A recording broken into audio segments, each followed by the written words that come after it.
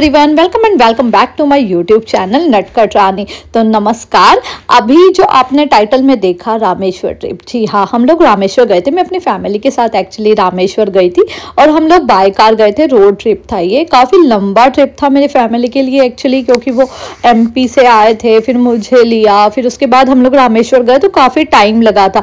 तो मैं आपको बताती हूँ कि यहाँ पर हमें कितना एक्सपेंसिव लगा, कितना टाइम लगा और हम कहाँ कहाँ घूमने गए थे। इस वीडियो में आपको सारी सही इन्फॉर्मेशन मैं प्रोवाइड करूंगी हमेशा की तरह। तो हम लोग रात में ही ट्रैवलिंग स्टार्ट कर दी थी, लेकिन एक बात याद रखिएगा कि रामेश्वर का जो रूट है वहाँ पर अगर आप नाइट में ट्रैवल कर रहे हैं ना, तो ये बात का ध्यान रखिएगा, रात को 8 बजे के बाद आपको कुछ भी नहीं मिलेगा। मतलब ऑलमोस्ट 2 किलोमीटर का हमारा जो हाईवे था उस पर कुछ भी अवेलेबल नहीं था। मतलब ऐसा लग रहा था कि हम बस रोड पे चलते जा रहे हैं, आसपास कुछ भी नहीं दिख रहा था। 8 बजे के बाद वो सारे गाँव बंद हो जाते हैं, वहाँ पर आपको फूड वगैरह कुछ भी चीज़ें नहीं मिलेगी।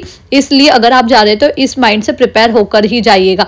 तो हम लोग जो है वो रात को मतलब काफ़ी ढूंढने के बाद एक होटल अच्छा सा मिला था, वहाँ पर हमने फिर स्टे कर लिया था। मतलब रात में क्या, सुबह ही हो चुकी थी ऑलमोस्ट, तो सुबह सुबह हमने थोड़ी देर रेस्ट किया। उसके बाद हम लोग वापस से रामेश्वर की जर्नी स्टार्ट कर चुके थे। तो हमने जहाँ स्टे किया से था वहाँ से सिर्फ 45 और 50 किलोमीटर्स के अराउंड ही रामेश्वर बचा हुआ था। तो हमने सोचा ब्रेकफास्ट, तो थोड़ी दूर चलने के बाद हम लोगों ने ब्रेकफास्ट कर लिया था, क्योंकि रात को भी ठीक से कुछ खाया नहीं था, बहुत भूख लग गई थी। तो यहाँ पे हमने इडली डोसा सारी चीज़ें खाई थी। नाश्ता करके और चाय पी के हम एकदम एनर्जेटिक फील कर रहे थे और निकल पड़े थे अपनी जर्नी के लिए। और मैं जो थी ना, वो इस ब्रिज पे ट्रैवल करने के लिए बहुत एक्साइटेड थी, क्योंकि मैंने काफ़ी सारे मतलब वीडियोस में और ब्लॉगर्स को देखा था इस बीच पर से गाड़ी लेकर जाते हुए, और दोनों साइड जो है वो समुद्र होता है। मैंने चेन्नई एक्सप्रेस में भी देखा था, जब वो ट्रेन इस बीच पे से गुजरती है तो काफ़ी सुंदर लगता है। तो जब हम यहाँ पहुंचे ना, तो देखा बहुत बारिश था और भाई मुझसे तो कंट्रोल नहीं हो रहा था। बारिश हो, आंधी हो, तूफान हो, मैंने तो सोच रखा था कि मैं सनरूफ से बाहर निकलूंगी, मतलब निकलूंगी। मैंने अपने भाई को बोला थोड़ा स्लो गाड़ी लेना, और मैं बाहर निकल रही हूँ सनरूफ से। मैं जैसे ही यहाँ निकली तो मेरे को फील हुआ कि बहुत ज़्यादा तेज हवा चल रही है और मेरे मुंह पर पूरा हवा लग रहा था, जिससे कि मैं ठीक से आंखें भी नहीं खोल पा रही थी। लेकिन जो बाहर का व्यू था ना, वो काफ़ी सुंदर था। एक तो इतना प्यारा मौसम था और ऊपर से बीच बहुत ही अच्छा है। ब्रिज बहुत सुंदर है और इस ब्रिज का नाम है पनबम ब्रिज, आई गेस, क्योंकि ये मंडपम और मंडपम के बाद में पंबम करके छोटा सा गांव है, उसको रामेश्वर को कनेक्ट करता है। यहाँ पर ना मेरी भाभी भी बाहर आ गई थी, क्योंकि इसने अपनी लाइफ में ना पहली बार समुद्र देखा है। ये कह रही थी मैंने आज तक कभी सी देखा ही नहीं है अपनी लाइफ में, इतनी बड़ी होने के बाद भी। तो ये बोली मुझे तो सी देखना है। तो ये भी बाहर आ गई थी। इतनी हवा चल रही थी कि हमको बहुत प्रॉब्लम हो रहा था, बड़ी मुश्किल से मोबाइल पकड़ के रखा था बहुत मतलब टाइटली, और हम लोग इंजॉय कर रहे थे, पर बहुत अच्छा लगा। और ये सच में ना जर्नी एक बार तो लाइफ में एक्सपीरियंस करना बनता ही है यार।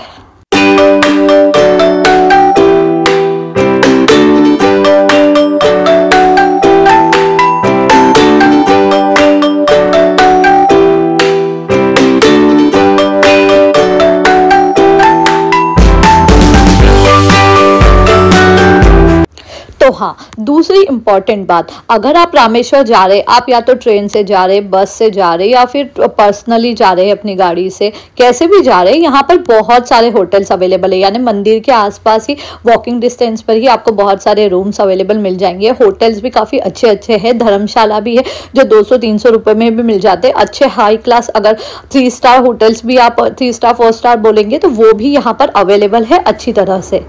इसके बाद हम फाइनली रामेश्वर पहुंच गए थे और वहां पे हमने गाड़ी पार्क कर दी थी। इतना बारिश था कि हम लोगों ने ऑटो हायर किया था, और मेरे भाई को देखिए, उसको इतना ठंडी लग रहा था ना कि वो टॉवेल ओढ़ के बैठ गया है। और मैं और मेरी भाभी इतना हंस रहे थे ना, मतलब हम दोनों नॉन स्टॉप हंस रहे थे और इसको कोई फर्क नहीं पड़ रहा था। मम्मी और भैया को ना हम लोगों ने मंदिर के बाहर ही उतार दिया था, जिससे कि वो मंदिर में हमारा वेट कर रहे थे।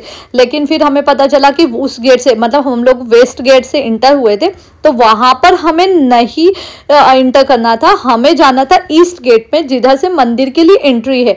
तो ये बात का भी आप ध्यान रखिएगा। तो रामेश्वर मंदिर के 4 गेट है, ईस्ट वेस्ट नॉर्थ साउथ। तो जब भी आप रामेश्वर में इंटर करते हैं तो आप वेस्ट गेट से इंटर करते हैं, जो कि करेक्ट गेट नहीं है। उसके बाद ना आपको यहाँ से साउथ गेट पे जाना है। साउथ गेट पे आपको जो स्नान होता है 22 कुंडों का वो साउथ गेट पे होता है। उसके बाद आप अंदर ही ड्रेस चेंज करके, चेंजिंग रूम काफ़ी अच्छा बना हुआ है इनका, बड़ी सी स्पेस है वहाँ पे इन्होंने मतलब थोड़ा आड़ करके रखा है, वहाँ पे आप चेंज कर सकते हैं। और उसके बाद आपको ईस्ट गेट पे आना है जहाँ पर आपको दर्शन के लिए जाना है। और यहाँ पर ई रिक्शा की भी सुविधा अवेलेबल है, अगर आप नहीं चल सकते, मतलब जो एजेड लोग होते हैं नहीं चल सकते उनके लिए।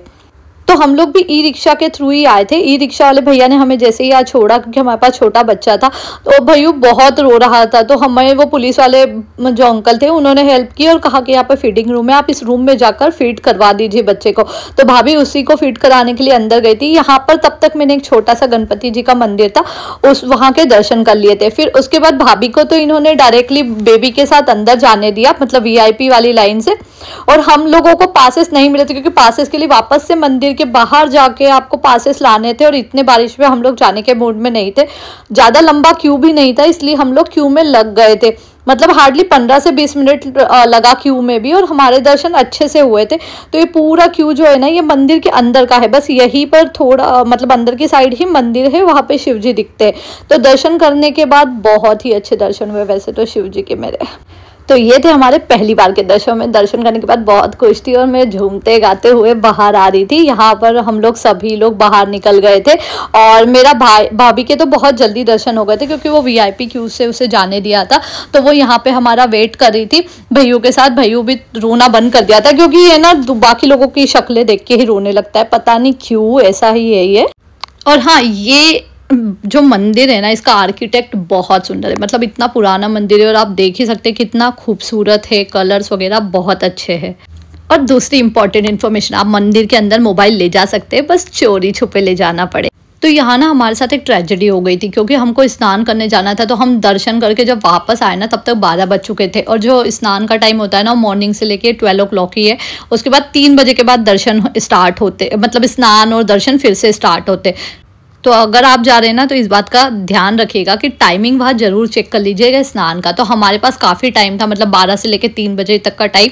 तो हमने सोचा हम बाकी प्लेसेस वो मतलब घूम लेते हैं वहाँ पे रामेश्वर। तो हम लोग निकल गए थे धनुषकोडी के लिए। तो धनुषकोडी के लिए जाने के लिए भी यार बहुत सुंदर रास्ता है।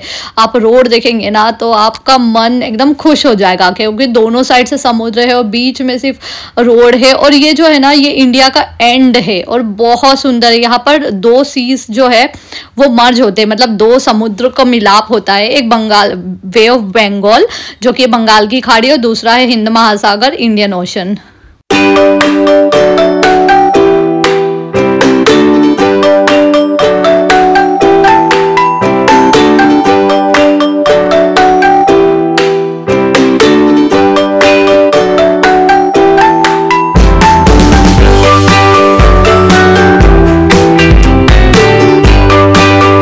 आप सभी ने एक चीज नोटिस की, यहाँ पर बिल्कुल भी बारिश नहीं थी। जी हाँ, रामेश्वर में जहाँ पे हम मंदिर के दर्शन कर रहे थे, वहाँ इतना बारिश था कि हम लोगों को दर्शन करना मुश्किल हो रहा था। और यहाँ देखिए एक बूंद भी पानी नहीं था यार, बारिश ही नहीं हो रहा था। चलिए फिर क्या था, फाइनली हम धनुषकोडी पहुंच ही गए। वैसे तो धनुषकोडी में कुछ नहीं है, सिर्फ ये इंडिया का बॉर्डर है, मतलब यहाँ से श्रीलंका का आपको सिग्नल मोबाइल में आने लगेगा। और मेरी भाभी तो यहाँ बहुत खुश थी, क्योंकि वो समुद्र देख चुकी थी लाइफ में पहली बार, तो वो यहाँ पे फुल ऑन एंजॉय कर रही थी। और हाँ, यहाँ पर एक मंदिर भी है, थोड़ा सा पीछे जाके। हम लोग वहाँ पे बाद में गए थे, मतलब यहाँ आने के बाद फिर हम वहाँ गए थे, और उसका भी रोड बहुत अच्छा है। मैं आपको ज़रूर से दिखाऊंगी इसी ब्लॉग में। तो यहाँ मेरी भाभी कह रही थी कि मैं तो उड़ ही जाऊंगी, इतनी हवा चल रही है। और सच में बहुत हवा था यार, पूरे कपड़े उड़ रहे थे। हम लोगों को ऐसा लग रहा था कि हम उड़ जाएंगे, इसलिए हम लोग मतलब पानी के पास जाने का भी नहीं सोच सकते थे। बट ये बहुत खूबसूरत जगह है यार, मुझे तो ऐसा लग रहा था कि बस पानी में जाके नहा लिया जाए।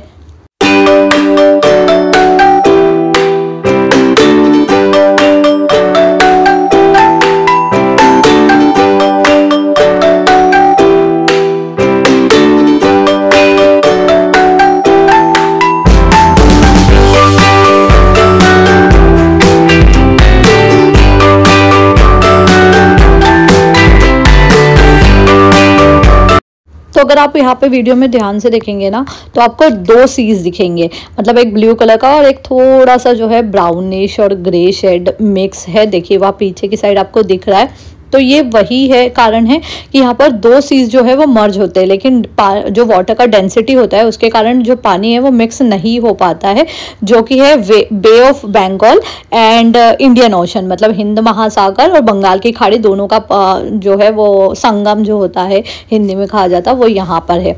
तो चलिए फिर हम क्या था यहाँ पे थोड़े बहुत फोटो खिंचा के हम इस मंदिर के दर्शन करने के लिए चले गए थे, जो कि काफ़ी सुंदर है।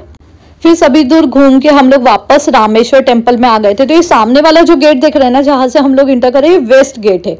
यहाँ से आपको लेफ्ट लेना है और फिर से राइट लेना है, जहाँ से आपको साउथ गेट मिलेगा, वहाँ पर आपको स्नान के लिए जाना है।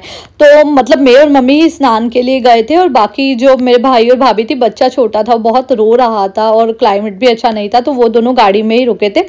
तो इन्होंने गाड़ी पार्किंग में लगा दी थी और ये लोग गाड़ी में रुके थे और हम लोग जो है यहाँ से मतलब हम लोगों को इधर नहीं उतारा था, वेस्ट गेट है, इसके थोड़ा सा आगे लेफ्ट लेंगे ना तो यहाँ पर साउथ गेट है, वहाँ पर आपको उतरना है। और अगर आपसे नहीं चलते बन रहा है तो यहाँ पे ई रिक्शा जो है वो फ्री होता है, आप ई रिक्शा वाले भैया को बोलिए, वो आपको छोड़ेंगे ही छोड़ेंगे। फिर यहाँ साउथ गेट पे पहुँचने के बाद भी थोड़ा 10-15 मिनट का टाइम था 3 बजने में। फिर हम लोग क्या था, हम लोग यहाँ से अंदर एंट्री कर रहे थे तो एक भैया मिले, उन्होंने कहा कि अगर आप लोगों को जल्दी से स्नान करना है और अच्छे से प्रॉपर वाला स्नान करना है तो आपको 250 रुपीज़ पर पर्सन लगेगा। नॉर्मली जो चार्जेस है स्नान का वो 50 रुपीज़ पर पर्सन है। तो मैं आपको बता देती हूँ कि दोनों में डिफरेंस क्या है। तो अगर आप 50 रुपीज़ वाला स्नान लेते ना तो उसमें वो थोड़ा सा ही पानी आपके ऊपर डालते हैं, मतलब पूरा बकेट वगैरह भर के नहीं, सिर्फ छींटे थोड़े थोड़े देते। एक बकेट में से वो लोग 10-15 लोगों के ऊपर पानी डालते हैं। और अगर 250 वाला आप लेते हैं, मतलब इनसे थोड़ा बार्गेन करके, तो पूरा ये बकेट है ना छोटा वाला भर के आपके ऊपर पानी डाला जाएगा। तो हम मैं और मम्मी यहाँ पर चले गए थे 250 वाला स्नान लेने के लिए, और हमारे साथ ही कुछ और लोग भी थे, ये भैया ने ही उनसे बार्गेन करके, और वो लोग भी मराठी थे। तो मतलब हम लोगों को काफ़ी अच्छा फील हो रहा था कि हम लोग सारे मराठी है, 5 लोगों का ग्रुप है और 5 या 6 लोग थे हम लोग टोटल, 2 आंटियाँ थी, 2 अंकल थे और मैं और मॉम थे। तो हम 6 लोगों एक साथ ही स्नान, वो देखिए पूरा अच्छे से पूरा बकेट भर के डाल रहे थे। अदरवाइज ना एक बकेट के अंदर वो लोग 10 से 15, तो सोचिए आपके ऊपर ना 2 या 4 छींटे हार्डली आते हैं पानी के। तो ऐसा स्नान नहीं करना था, इसलिए हमने सोचा कि पैसे दे देंगे लेकिन अच्छे से स्नान करेंगे। ये कुंड का पानी ना, मतलब एक जो फर्स्ट कुंड था उसका पानी थोड़ा ठंडा था, फर्स्ट और सेकंड, और ये 4th वाला कुंड था, इसका पानी तो बहुत ठंडा था। यार पूरे कमल के फूल थे नीचे। इसके बाद ना मैं वीडियो नहीं ले पाई क्योंकि पूरी गीली हो चुकी थी और मैं रिस्क नहीं लेना चाहती थी मोबाइल के साथ, इसलिए मैंने इसके बाद वीडियो नहीं बनाया। नहाने के बाद ना हम लोग सीधा मंदिर में दर्शन करने जाने वाले थे। मतलब यहाँ पे चेंजिंग रूम है, आप मंदिर के अंदर ही चेंज कर सकते हैं। यहाँ पे नहाने के बाद चेंजिंग रूम उन्होंने काफ़ी अच्छा, मतलब रूम नहीं है प्रॉपर, पर हाँ स्पेस है कि वॉल बना रखा है जिसमें बॉय जेंट्स और लेडीज़ के लिए उन्होंने अलग अलग सेक्शन करके रखे चेंज करने के लिए। फिर चेंज करने के बाद भी हमें फिर से दर्शन करना था मुझे और मॉम को, क्योंकि प्रॉपर नहाने के बाद जो दर्शन होता है वही वाला।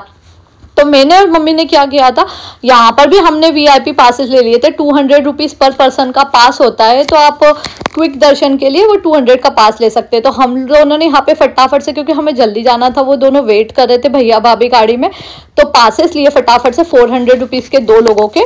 और फिर यहाँ पे हमने फिर से दर्शन किया, मैंने और मॉम में थोड़े बहुत फोटोज और वीडियोज भी बनाए काफ़ी अच्छे से। और वो जो भैया ने हमें दर्शन कराए थे ना, उन्होंने हमें प्रसाद वगैरह, पूजा और काफ़ी अच्छे से दर्शन करने दिया। मतलब मैं शिव जी के आगे ना कम से कम 5 से 10 मिनट के तक खड़ी रही थी और इतने सुंदर दिख रहे थे ना। मतलब पूरा अंधेरा था मंदिर में और सिर्फ भोलेनाथ दिखे आपको, भगवान, इससे ज़्यादा क्या अच्छा हो सकता है। मतलब स्वर्ग वाला फीलिंग होता है यार ये। फिर क्या था, मैं और मम्मी रामेश्वर की गलियों में भटकते भटकते वापस पहुंच गए थे अपने भैया भाभी के पास कार में। और फिर हम यहाँ से निकल गए थे, मतलब बाकी मंदिरों के दर्शन वगैरह करते हुए फिर हम लोग यहाँ से रामेश्वर से निकल ही गए थे। मतलब बाहर वापस जाने के लिए निकल चुके थे हम लोग, क्योंकि हमें नेक्स्ट जाना था मीनाक्षी टेम्पल।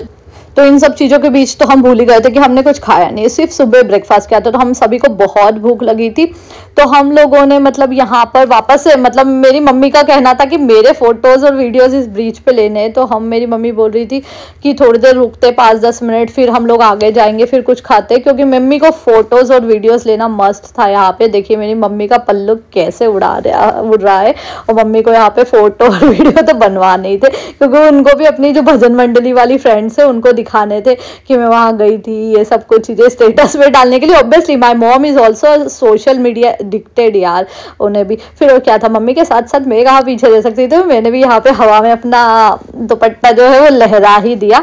फिर हम लोगों ने ना आगे जाकर सोचा कि लंच की तो इच्छा नहीं है तो कुछ खा लिया जाए, ऐसे ही स्नैक्स टाइप। तो यहाँ पर ना हम एक होटल पे रुके थे, वहाँ पे हमने बहुत सारे पकोड़े लिए थे और बहुत सारी चीज़ें ली थी, मतलब डिफरेंट डिफरेंट। हमने ये रोटी भी खाई थी, अक्की रोटी। इसमें ना एक तो दाल की रोटी थी, एक नारियल वाली रोटी थी। नारियल वाली रोटी मुझे बहुत अच्छी लगी। इनके मिर्ची पकोड़े और आलू बोंडा सभी बहुत अच्छा था। चाय भी इनकी बहुत टेस्टी थी। और ये यहाँ पे ना बिल्कुल हाईवे पर ही है, जहाँ पर आप इंटर करना पड़ता है ना आपको मंडपम के लिए, वहीं पर। तो फिर क्या था, यहाँ से निकलने के बाद हम लोग बहुत थक गए थे। रात को हम लोगों ने ऑलमोस्ट 10-10:30 के आसपास यहाँ पे होटल में चेक इन कर लिया था। और ये देखिए भाई, वो पूरा दिन घूमने के बाद ना इतना थक गया था और इसने बिल्कुल परेशान नहीं किया हमें। मतलब इतनी जर्नी के बीच में इस छोटे से बच्चे ने हमें इतना सा भी परेशान नहीं किया, कुछ भी नहीं। सिर्फ वो लोगों को देख के रोता था, अगर उसे भीड़ से दूर ले जाओ तो नॉर्मल हो जाता था। फिर यहाँ से फिर होटल से हमें चेकआउट करना था। हमने सुबह चाय और नाश्ता यहीं पर कर लिया था और उसके बाद हम लोग वापस निकल चुके थे अपनी अगली जर्नी के लिए। देखिए हमारा भैया भी रेडी है अब निकलने के लिए। तो चलिए मिलते हैं नेक्स्ट वीडियो में, जिसमें मैं आपको नेक्स्ट मंदिर के दर्शन करवाऊंगी। Bye guys, see you. और आपको वीडियो अच्छी लगी हो तो लाइक कीजिएगा और चैनल को सब्सक्राइब। बाय।